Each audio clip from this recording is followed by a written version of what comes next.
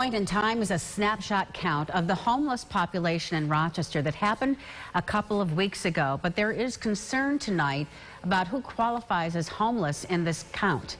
Kayla Green joins us now to explain why some people are so concerned. Kayla? Maureen, most homeless students and families aren't being counted in this group. This includes people who have a place to stay for now, but it may not be permanent.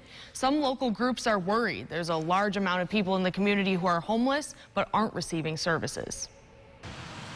Changing the definition of homelessness. That's what Anna Valeria Eisman from the Open Door Mission believes needs to be done to accurately count the homeless population. Most of the folks who are uncounted are either folks who are just really good at hiding, if they're unsheltered, or even, we think even a bigger population is the homeless family population. The Department of Housing and Urban Development defines homelessness as literally homeless, imminent risk of homelessness, homeless under other federal statutes, and fleeing or attempting to flee from domestic violence. Only the first one is recognized in the point-in-time count. We don't necessarily need to answer the question of how are we going to pay for it.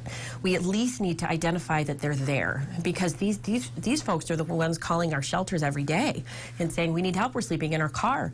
Locally, a group called Partners Ending Homelessness runs the Point in Time. Connie Sanderson is the executive director. She submits an application, and how it's scored determines how much money the community receives.